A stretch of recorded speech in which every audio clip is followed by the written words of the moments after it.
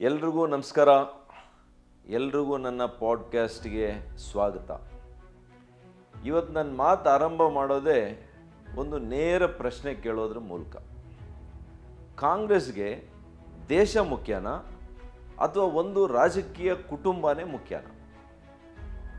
ಒಳ್ಳೆಯ ಯೋಜನೆ ಬಂದಾಗ, ಗ್ರಾಮೀಣ ಬದುಕಿಗೆ ನಿಜವಾದ ಬದಲಾವಣೆ ತಂದಾಗ, ಕಾರ್ಮಿಕನ ಕೈಗೆ ಹೆಚ್ಚು ಕೆಲಸ, ಕೂಲಿ ತಲುಪುವಂಥ ಸಂದರ್ಭದಲ್ಲಿ ಅದನ್ನು ಸ್ವಾಗತ ಮಾಡಬೇಕಾಗಿರೋದು, ಸ್ವಾಗತ ಮಾಡುವಂಥದ್ದು, ಅದನ್ನು ಪ್ರೌಢ ರಾಜಕೀಯ ಅಂತ ಕರೀತಾರೆ. ಆದರೆ ಕಾಂಗ್ರೆಸ್ಗೆ ಅದು ಸಾಧ್ಯನೇ ಇಲ್ಲ. ಯಾಕಂದರೆ ಕಾಂಗ್ರೆಸ್ ರಾಜಕೀಯದ ಮೂಲಭೂತ ಸ್ವಭಾವನೇ ಒಂದು. ಅದರ ಸ್ವಭಾವ ಸುಧಾರಣೆ ಅಲ್ಲ, ಲಾಭ, ಲೂಟಿ ಮತ್ತು ಭ್ರಷ್ಟ ಹಣ. ಅಲ್ಲಿ ಲೂಟಿಗೆ ಜಾಗ ಕಡಿಮೆ ಆದ ಕ್ಷಣ ಅಲ್ಲಿ ಕಾಂಗ್ರೆಸ್ ವಿರೋಧ ಪ್ರಾರಂಭ ಮಾಡುತ್ತೆ. ಇದಕ್ಕೆ ಅತ್ಯಂತ ಸ್ಪಷ್ಟ ಉದಾಹರಣೆ ಇತ್ತೀಚಿನದು ವಿಕಸಿತ ಭಾರತ, ಗ್ಯಾರಂಟಿ ಫಾರ್ ರೋಜ್ಗಾರ್ ಮತ್ತು ಆಜೀವಿಕಾ ಮಿಷನ್, ಅಂದರೆ VBG ರಾಮ್ಜಿ ಕಾಯ್ದೆ.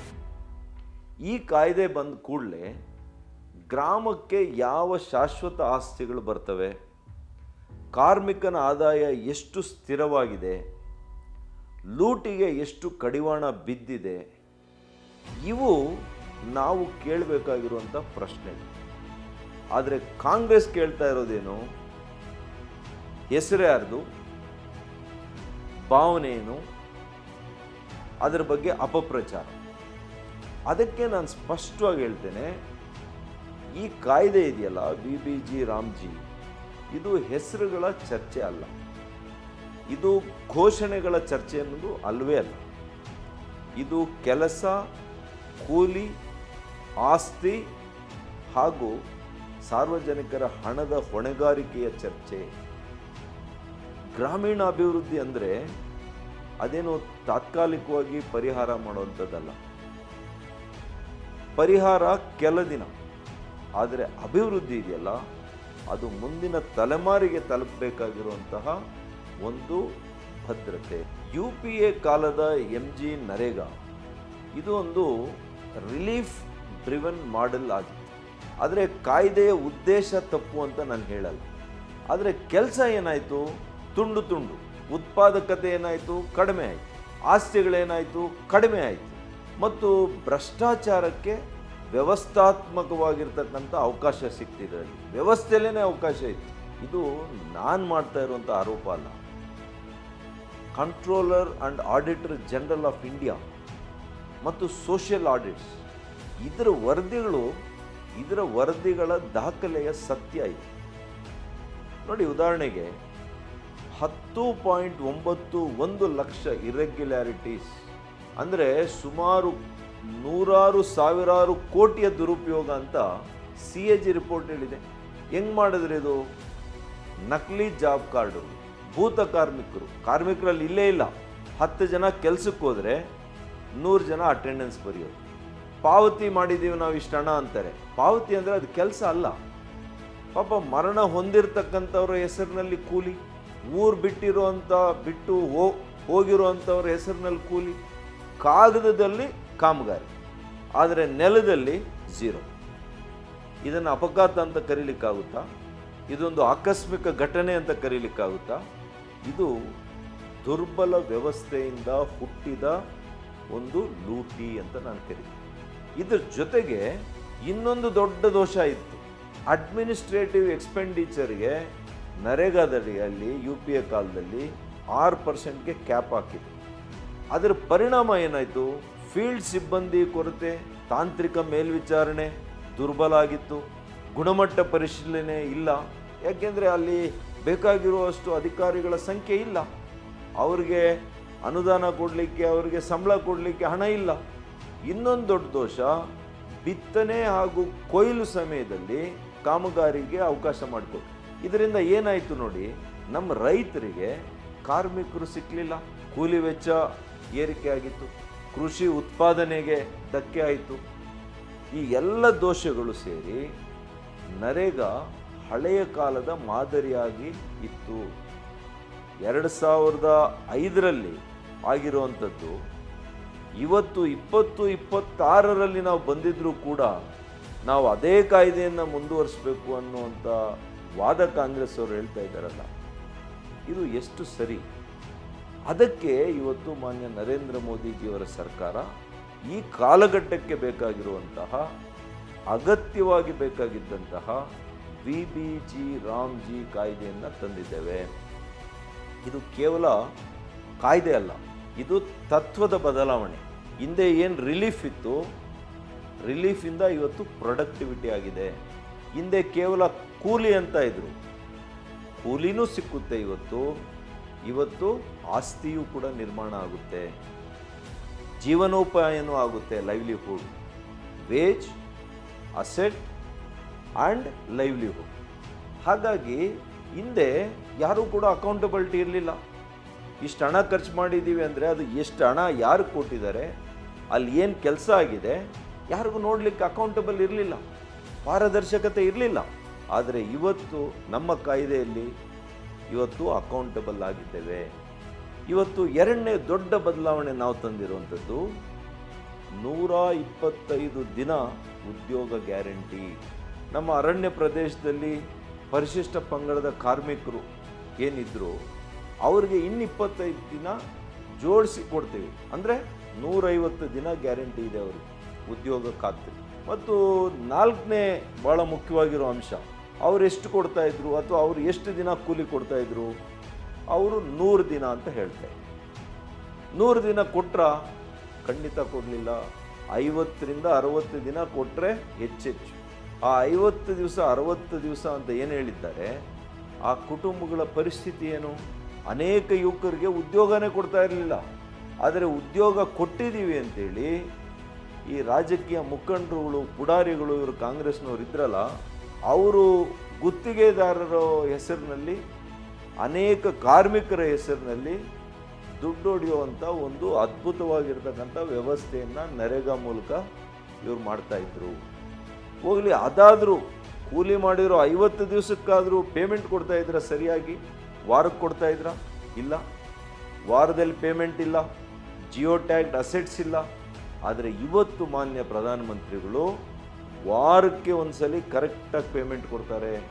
ಮತ್ತು ಏನು ಆಸ್ತಿ ನಿರ್ಮಾಣ ಮಾಡಿದ್ದಾರೆ ಅದಕ್ಕೆ ಜಿಯೋ ಟ್ಯಾಗ್ಡ್ ಅಸೆಟ್ಸ್ ಮಾಡಿದ್ದೇವೆ. ಸ್ಯಾಟಲೈಟ್ ಚಿತ್ರಗಳನ್ನು ತೆಗಿತಾರೆ, ಎಲ್ಲಿ ಇವರು ಕೆಲಸಗಳನ್ನು ಮಾಡಿದ್ದಾರೆ, ಯಾರು ಕೂಡ ಯಾಮಾರ್ಸೋಕ್ಕಾಗಲ್ಲ.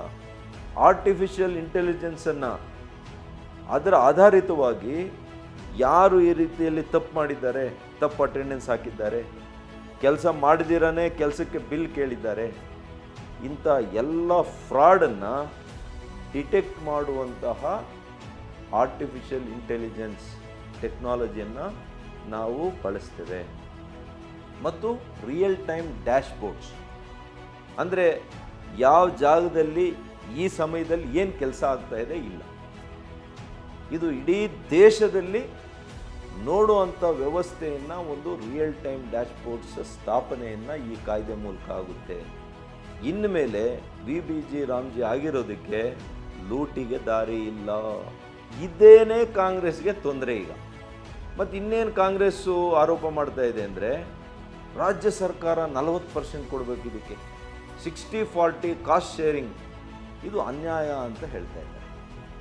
ನಾನು ಒಂದು ಪ್ರಶ್ನೆ ಕೇಳ್ತೀನಿ, 100% ಹಣ ಕೇಂದ್ರ ಕೊಟ್ಟಾಗ ಅಕೌಂಟಬಿಲಿಟಿ ಯಾರ್ದು?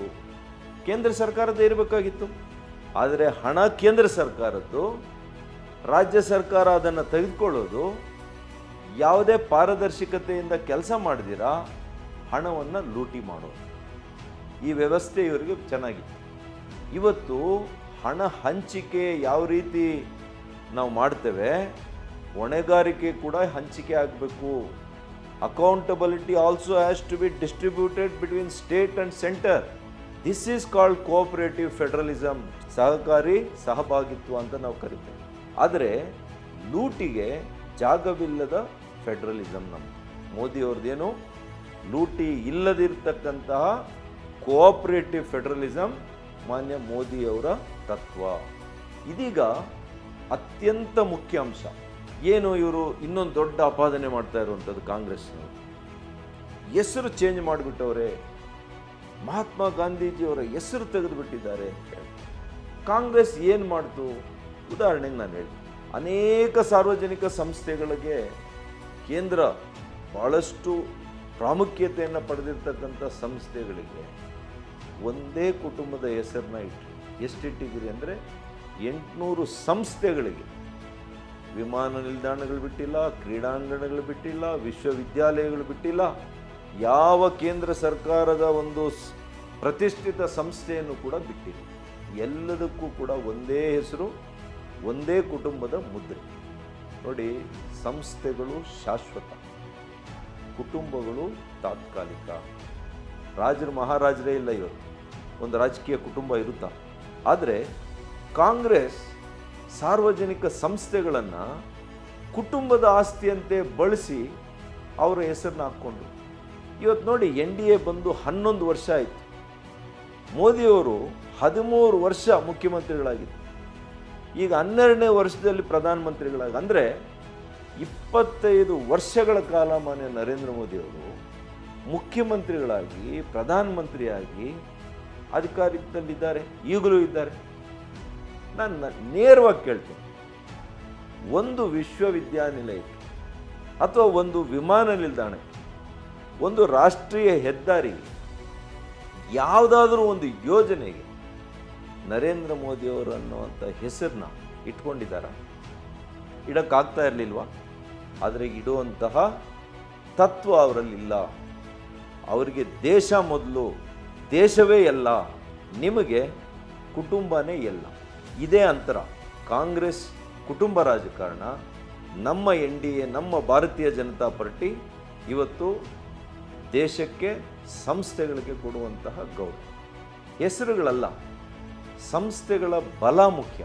ಇದೀಗ ಮಹಾತ್ಮ ಗಾಂಧೀಜಿರವರು ವಿಚಾರ ಹೇಳಿ. ಗಾಂಧೀಜಿ ಹೆಸರು ರಾಜಕೀಯ ಉಪಕರಣ ಅಲ್ಲ, ಅದು ಒಂದು ನೈತಿಕ ಮಾನದಂಡ. ಅವರ ದಿನ ಆರಂಭ ಆಗ್ತಾ ಇದ್ದಿದ್ದು ಹೇಗೆ? ರಘುಪತಿ ರಾಘವ ರಾಜಾರಾಮ್, ಪತಿತ ಪಾವನ ಸೀತಾರಾಮ್. ಅದು ಭಜನೆ ಅಲ್ಲ, ಅದು ಆತ್ಮಶುದ್ಧಿಯ ಒಂದು ಶಿಸ್ತು. ಅವ್ರು ಹೇಳಿದ್ದು ಸ್ಪಷ್ಟ, ಸಾರ್ವಜನಿಕ ಹಣ ಬಡವನ ಕೊನೆಯ ನಾಣ್ಯದಷ್ಟು ಪವಿತ್ರ ಅಂತ ಹೇಳಿದ್ರು. Exchequer money is sacred, it is like the last coin of a poor man ಅಂತ ಹೇಳಿದ್ರು. ಗಾಂಧೀಜಿಯ ಹೆಸರನ್ನು ಬಳಸ್ಕೊಂಡು ಭ್ರಷ್ಟಾಚಾರ ನಡೀತಾ ಇತ್ತಲ್ಲ, ಇದು ಸರಿನಾ? ಈ ಕೆಲಸ ಆಗಿರೋದ್ರಿಂದ ಮಹಾತ್ಮ ಗಾಂಧೀಜಿರ ಆತ್ಮ ಶಾಂತಿ ಸಿಕ್ಕುತ್ತಾ? CAG ವರದಿಗಳಲ್ಲಿ ದೋಷ ಬಂದರೆ ಇದು ಅವರಿಗೆ ಸಲ್ಲುವಂಥ ಗೌರವನ, ನಾವು ಕೊಡಬೇಕಾಗಿರೋ ಗೌರವನ ಮಹಾತ್ಮ ಗಾಂಧೀಜಿಯವರಿಗೆ? ಅಥವಾ ಹೆಸರಿನ ಹಿಂದೆ ಅಡಗುವ ಪಾಪವೇ? ಹೆಸರನ್ನು ಬಳಸಿ ತಪ್ಪು ಮುಚ್ಚುವುದು ಅವಮಾನ, ಆದರೆ ವ್ಯವಸ್ಥೆಯನ್ನು ಶುದ್ಧಗೊಳಿಸುವಂಥದ್ದು ನಿಜವಾದಂಥ ಗೌರವ ಅವರಿಗೆ ಸಲ್ಲಿಸುವಂಥದ್ದಾಗ್ತದೆ. ಕೊನೆಗೆ ಒಂದೇ ಮಾತನ್ನು ಹೇಳ್ತೇನೆ, ಬಡವರಿಗೆ ಗೌರವ ಘೋಷಣೆಯಿಂದ ಸಿಕ್ಕಲ್ಲ, ಪಾರದರ್ಶಕ, ಹೊಣೆಗಾರ, ಶುದ್ಧ ವ್ಯವಸ್ಥೆಯಿಂದ ಮಾತ್ರ ಸಿಗ್ತದೆ ಅಂತ ನಾನು ಈ ಸಂದರ್ಭದಲ್ಲಿ ಹೇಳ್ತಾ ಇವತ್ತಿನ ಪಾಡ್ಕಾಸ್ಟನ್ನು ನಾನು ಮುಗಿಸ್ತೇನೆ. ನಮಸ್ಕಾರ.